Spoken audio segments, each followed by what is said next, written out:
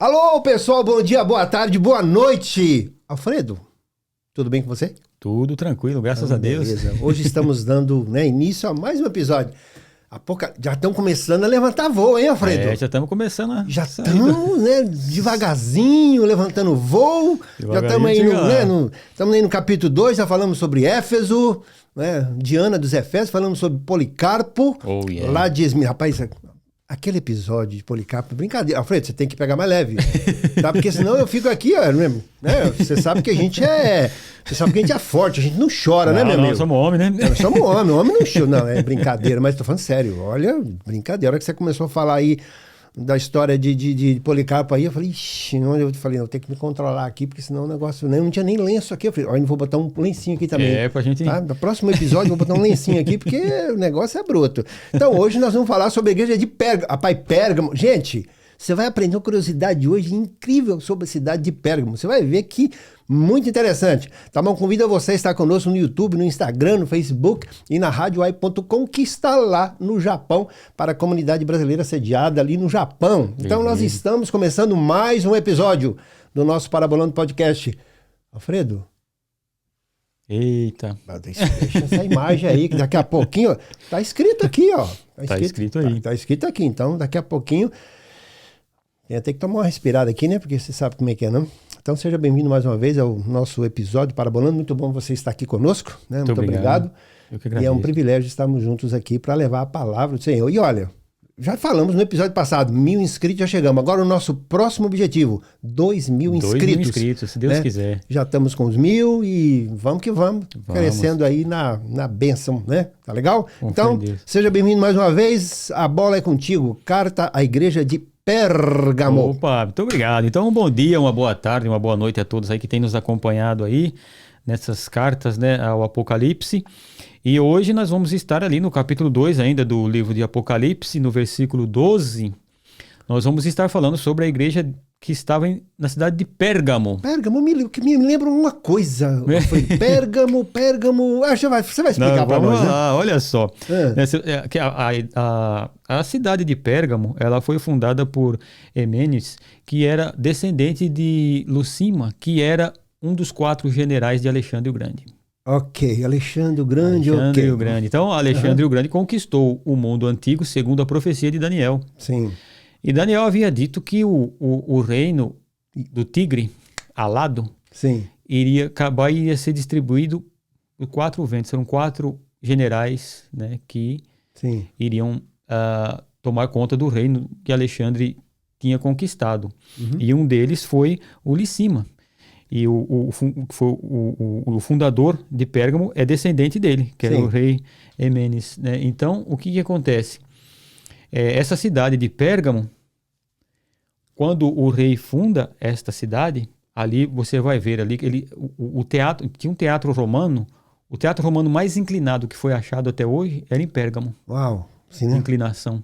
Muito Casa da acústica, tudo, Exato. né? Gente, não tinha alto-falante, né, gente? Não tinha, né? A arquitetura romana era fora de série. Demais, O modo de eles construírem era fora de série. E Pérgamo era aquela cidade. Então, o rei, o fundador de Pérgamo, ele queria rivalizar com Alexandria. Sim. Porque Alexandria foi fundado por Alexandre o Grande, por isso tem o nome Alexandria, e tinha a maior biblioteca da época do mundo, né? Que depois foi queimada, tudo. Mas tudo quanto é livro que você imaginasse, o Alexandre queria ter todo o conhecimento que existia no mundo, Alexandre queria ter na biblioteca. Okay. Então ele manda traduzir a Bíblia para o grego e todas aquelas coisas, né? E manda tudo que tinha, ele mandava traduzir. Alexandre o Grande foi discípulo de Aristóteles. Né? Aristóteles é o professor dele, né? Qual o nome do seu professor? Aristóteles.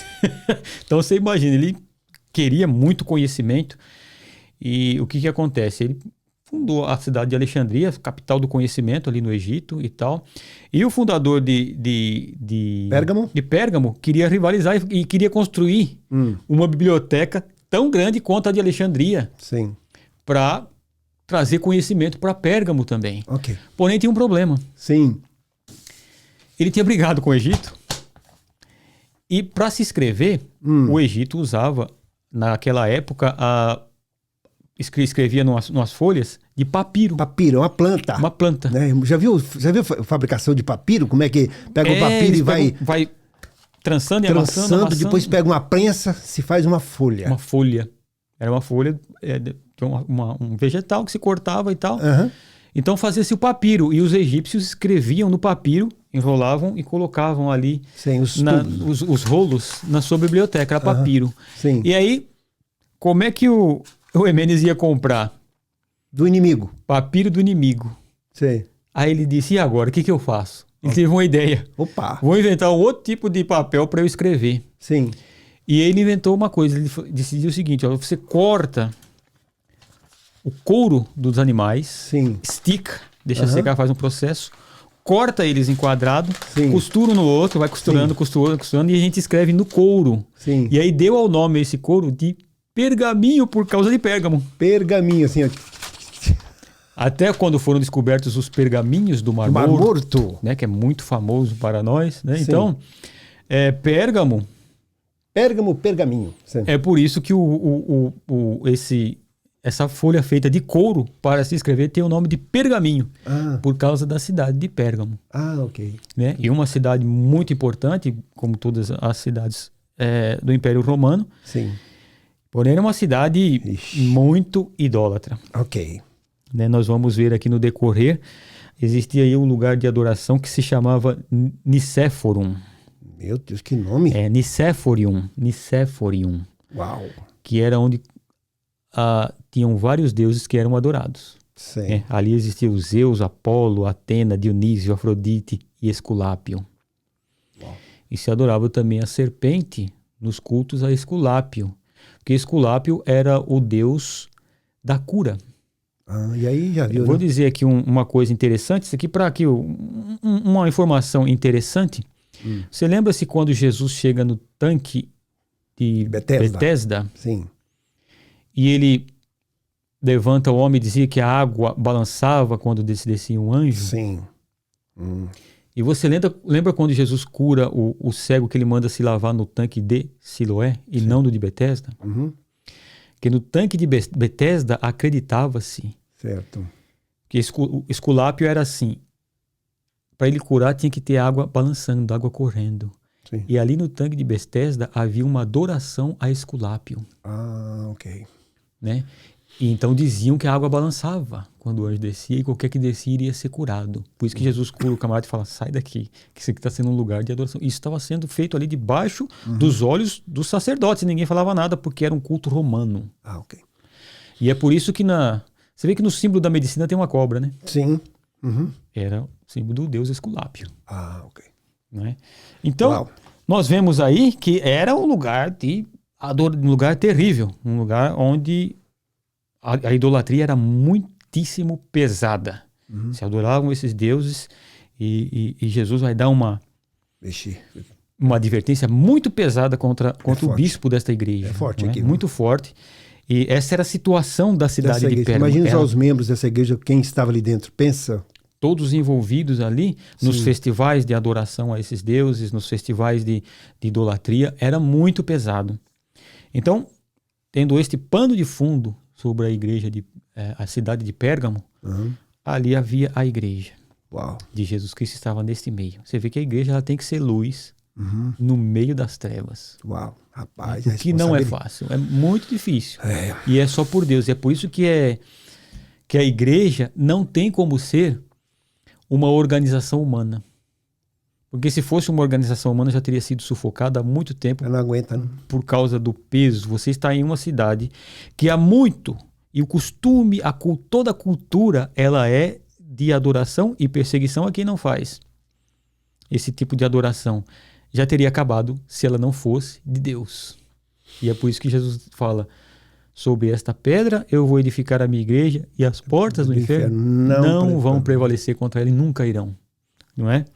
Então, no versículo 12 ali, olha aí, do capítulo 2 do livro de Apocalipse, uma advertência que Jesus está mandando que João escreva. E ele diz assim, Ao anjo, ao pastor, ao bispo da igreja de Pérgamo, escreve: isto diz aquele que tem a espada afiada de 2 gumes. Então você vê que aqui ele já começa dizendo, ó, quem está dizendo isso é aquele que tem a espada.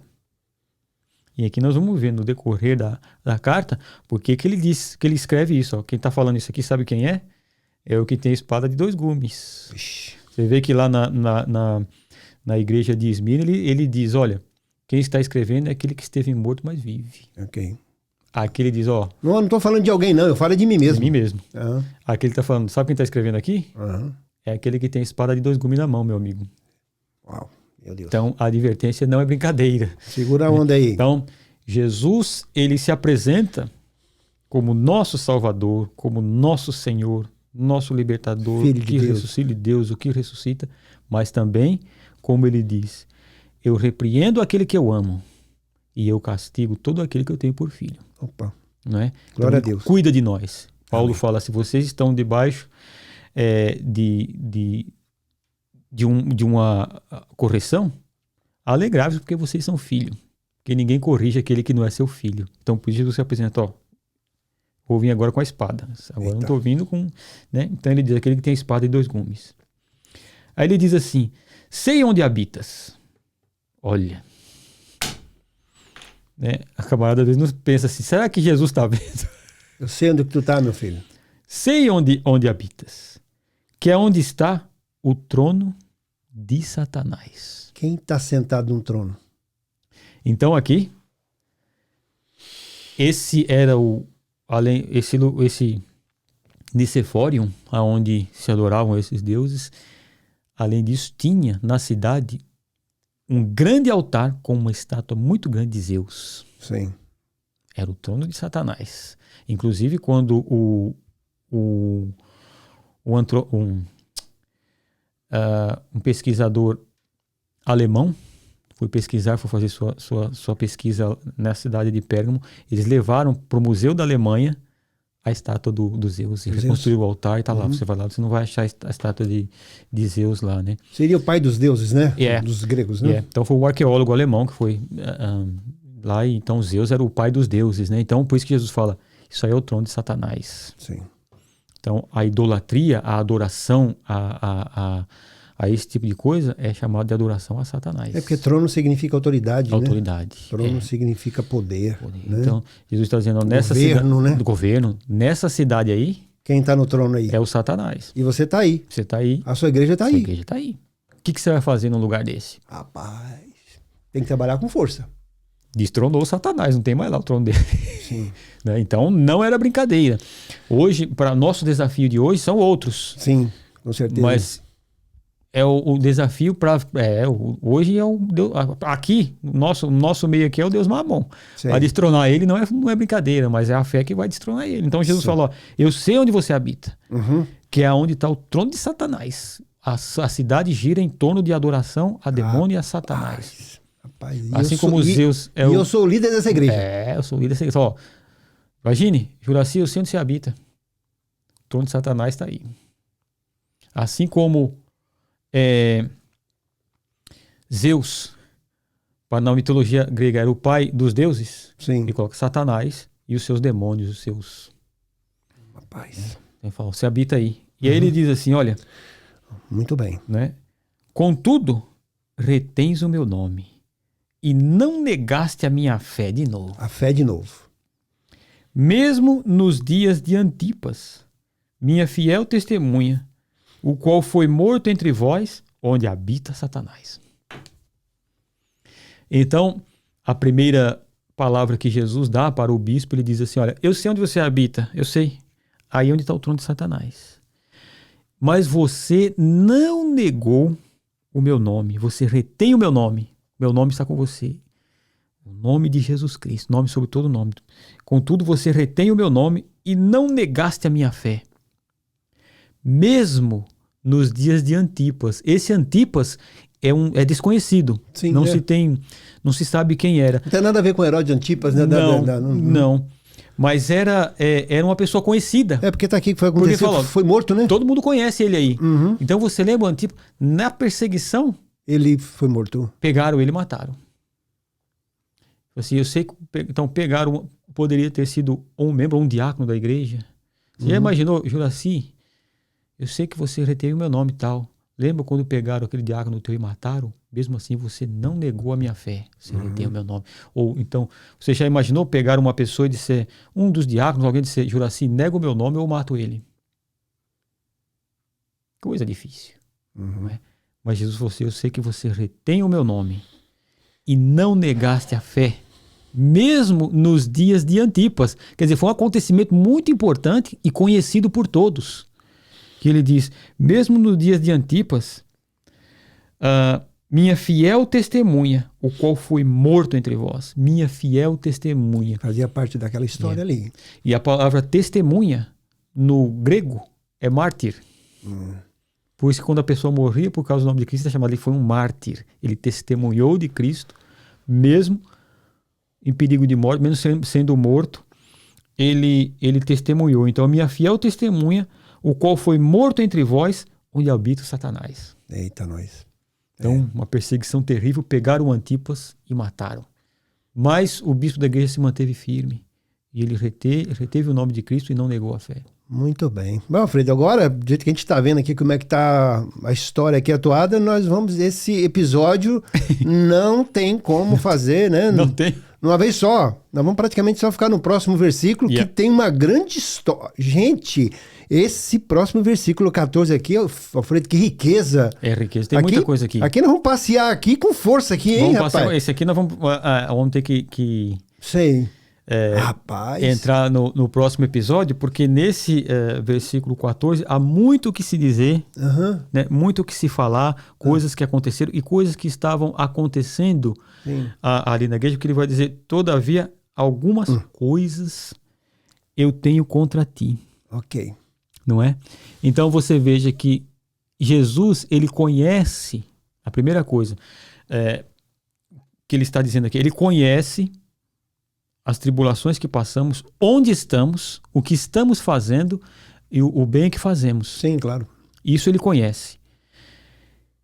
Mas ele vem também, ele conhece aonde nós estamos errando e ele vem corrigir. Por isso que ele manda a carta. Que benção você receber um comunicado desse. Um alerta é a melhor coisa que existe, né? É um alerta, porque o que acontece?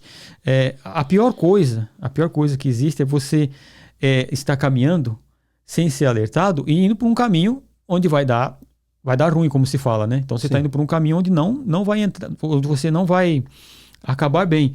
Mas Jesus, ele alerta. Então a certeza que nós temos para nós, igreja, irmãos, porque muitos de nós, o que nós dizemos nos dias atuais? Né? Quando nós olhamos a situação de muitas coisas que estão acontecendo em alguns lugares que se chamam igreja. Né? Boa palavra isso, né? Alguns lugares que se chamam igreja, mas não são igreja de Cristo, né? Lembra-se da carta a Éfeso, que o bispo de Éfeso ele era firme da doutrina, não é? Então, alguns lugares que se chamam igreja, mas não são igreja, quando nós olhamos isso, nós dizemos assim, meu Deus, a igreja está perdida. Não, a igreja não está perdida. Porque a igreja que é igreja, Cristo vai corrigi-la. Que maravilha. Ai, graças a Deus. Então, tamo junto, viu, Alfredo? Tamo junto. A certeza que temos é essa. Né? Você veja que para a igreja de Éfeso, Jesus disse assim, olha, arrepende-te, porque senão eu vou vir e eu vou tirar do seu lugar o seu candeeiro. É Jesus. Então, a igreja que é a igreja de verdade, que é a igreja de Cristo, que é comprada por Cristo, Cristo corrige ela. Essa é o que nós chamamos da doutrina da perseverança dos santos. Ok. O que é a perseverança dos santos? A doutrina da perseverança dos santos é essa. É que Deus colocou os meios da sua graça para que os seus não se percam. Ok? Então, os meios da graça que Deus nos dá são esses. Ele vai corrigir a igreja. Ele estava corrigindo o bispo da igreja de Éfeso através de quem? Através da carta que ele manda pelo apóstolo João. Ok? Então, o Cristo, ele corrige a igreja, que é a igreja verdadeira dele. Que bom. Através da sua palavra, através daqueles que estão ali para ensinar, daqueles que estão ali para corrigir, daqueles meios da graça. Veja, vou colocar falando a respeito dessa correção que Jesus dá. Veja que quando Paulo escreve aos Coríntios, que era uma igreja muito problemática, não é? A respeito da Santa Ceia, Paulo diz assim, olha, irmãos, nisto eu não vos elogio. E quando vocês se reúnem para ter a Santa Ceia, né, vocês estão se embriagando, porque cada um levava a sua, uma parte lá, fazia uma grande... Uma festa, né? Uma festa, uma partilha, e nessa partilha de comida partia-se o pão, o vinho e tomava, lembrando do sangue de Jesus. Os mais ricos levavam muito, Sim. E os mais pobres não tinham que levar e ficavam sem comer. E Paulo está dizendo assim, vocês não estão discernindo o que é isso. Isso aqui é a comunhão no corpo e no sangue do Senhor. Vocês estão misturando tudo, como se fosse uma festa qualquer. E a ceia do Senhor não é uma festa qualquer. E aí Paulo fala assim, é por isso, por vocês não estarem ensinando, que entre vós há muitos doentes, muito enfermos, e muitos que até dormem, porque não estão discernindo o que é uma coisa e outra. Então, o que aconteceu? O pessoal começaram a ficar enfermo. O que é? Correção de Deus. Né? Alguns Deus matou. Falou, ó, vou fazer isso na igreja para vocês verem que eu estou na igreja. Né? Então, não façam isso. Então, Jesus veio e corrige. Paulo escreve, ó, isso é uma correção de Cristo para vocês. Aí você fala, mas tem muita gente fazendo um monte de coisa e não acontece nada. É porque não é igreja, irmãos. Não é? Mas tem camarada que está fazendo isso, está fazendo aquilo e não está acontecendo nada. Mas não vai acontecer porque não é igreja. Cristo não, o pai não corrige aquele que não é filho. Mas só, você pegar um menino na rua que não é seu filho e vai corrigir ele? Não, falou, esse aí tem pai, não é seu filho não. Você não corrige o filho do vizinho. Você corrige o teu, não é? Então, a igreja de Cristo, por isso que Jesus fala, por isso que aqui ele fala, todavia tenho algumas coisas contra ti. Ok. Pronto, agora vamos chegar aqui no negócio aqui forte aqui. E aí ele diz assim, tens aí os que seguem a doutrina de Balaão, o qual ensinava Balaque a lançar tropeços diante dos filhos de Israel, levando-os a comer as coisas sacrificadas aos ídolos e praticar a prostituição. Quer dizer, tinha membros ali, tinha gente da igreja ali dentro ali da turma ali que estava nessa aqui. Que estava nessa daí. Nós vamos ver o que é a doutrina de Balaão. Eu não sei quanto tempo nós temos ainda hoje. Rapaz, nós temos 10 minutos. 10 minutos? Ok. Então nós vamos entrar um pouquinho aqui para continuar na próxima aula. Sim. Então, o que acontece? O que era a doutrina de Balaão? Depois você vai falar de Nicolaitas também, que nós falamos na outra aula. Lá em Éfeso, então, né? Então, para nós entendermos isso, nós vamos abrir lá no livro de Números. Sim. No capítulo 25 e depois no capítulo 31. Esse Balaão não é fácil não, né? Balaão, vocês lembram que Balaão Balaão foi pago pelo rei lá para amaldiçoar Israel e acabou abençoando, né? Então ele era um feiticeiro ali, né? A mula de Balaão, né? Sei. Balaão que batia na mula e a mula falou, né? Sei. Você vê que coisa que Deus faz. Você tá cego, rapaz? Você tá doido? Então, você vê aí que no capítulo 25 do livro de Números aconteceu um caso interessante aqui, que foi aqui, ó. Capítulo 25, versículo 1, diz assim, ó. Enquanto Israel se demorava em Sitim, o povo se entregou à prostituição com as filhas de Moabe. Então Israel aqui estava no caminho. Sim. Para a terra prometida. Chegaram em Sitim, na cidade, o que o povo viu? Viram as Moabitas. Sim. Né? E, aliás, os Moabitas são filhos de Ló com uma das suas filhas. Porque Moab significa filho do pai. Filho do próprio pai. Moab é Abba, que é Abba, é pai no, Ab é pai no hebraico. Sim. Mo, que é filho do pai. Sim. Filho do próprio pai. Daí, do filho que Ló teve com a sua filha, sim, nasceram os Moabitas. Ixi. E aí diz o seguinte aqui, né? Os filhos de Israel estavam ali, viram e começaram a se prostituir com ela. E aí diz assim, ó. Estas convidaram o povo aos sacrifícios dos seus deuses. E o povo comia e se prostrava diante deles. Eita, que povo. Então o povo estava indo ali no deserto, né? De repente viram as Moabitas e elas falaram, vamos adorar com os nossos deuses. E o povo de Israel foram adorar os deuses. Tamo junto. E aí olha só. Brincadeira, versículo Alfredo. 3. Juntando-se Israel a Baal Peor, que era o deus deles. A ira do Senhor se acendeu contra Israel. Disse o Senhor a Moisés, toma todos os cabeças do povo e enforca-os ao Senhor, ao ar livre. Eita. E o ardor da ira do Senhor se retirará de Israel. Rapaz, olha aí, ó. Então, agora, o povo começou a se dobrar diante de Baal Peor, tal, a se prostituir e adorar o Deus. Deus falou para Moisés, pega os chefes das cabeças do povo e enforca ao ar livre, na presença de Deus. Todo mundo vê. Que a ira do Senhor vai se afastar de vocês. Que a ira de Deus veio sobre eles com castigo. Mesmo no livro de Números, no capítulo 31, nós vamos ver quem foi que fez isso. No versículo... Rapaz, o negócio é forte. 31. Capítulo 31, no versículo 16. Sim. Olha só o que diz aí. Eu vou começar do versículo 15. Diz assim. Disse-lhes, por que deixaste com vida todas as mulheres? Foram elas que, por conselho de Balaão, levaram os filhos de Israel a serem infiéis ao Senhor, no caso de Peor, pelo que houve aquela praga entre a congregação do Senhor. Sim. Por conselho de Balaão, aquelas mulheres se juntaram com os filhos de Israel e foram adorar Baal Peor. O conselho foi de Balaão. Quer destruir Israel? Faz eles adorar outros deuses, que Deus vai destruir eles. Meu amigo. Por conselho. E aí o que ele fala aqui? Olha aí.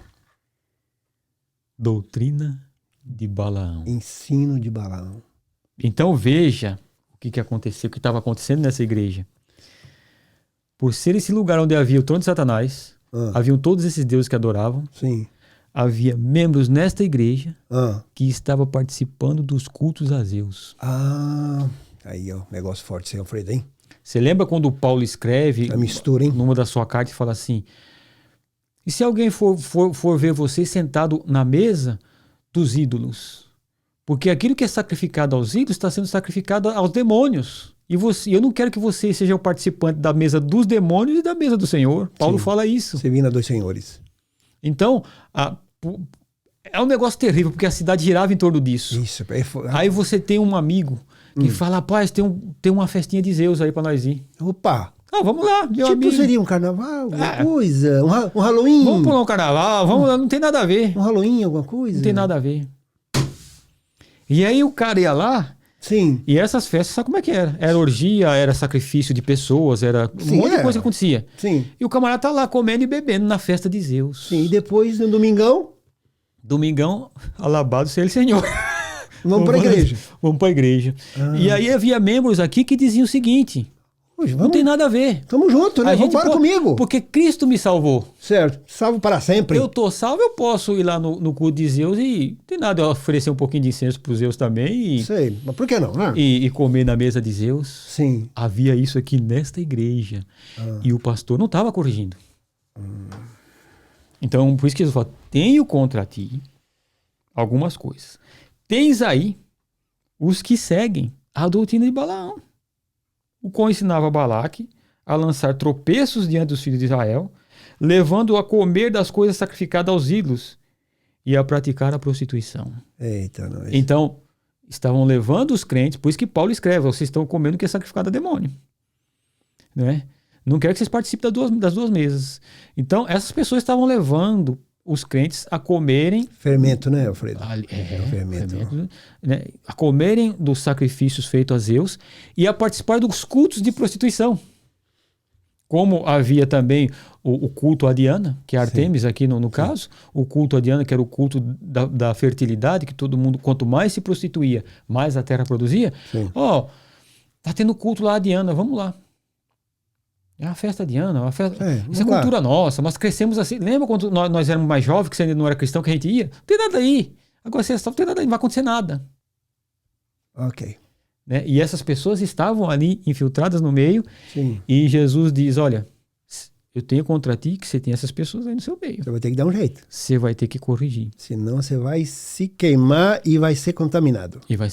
Então, é inadmissível aceitar a mistura no meio do povo de Deus de práticas pagãs e práticas demoníacas. É inaceitável aceitar na igreja cultos que parecem mais cultos a Baal do que cultos a Deus. Não é? Cultos a Baal era o culto onde o povo gritava e se cortava. Esse tipo de culto não é o culto a Deus. Elias dizia, grita mais porque pode estar surdo. E não ouve. E muitos cristãos copiam esse culto.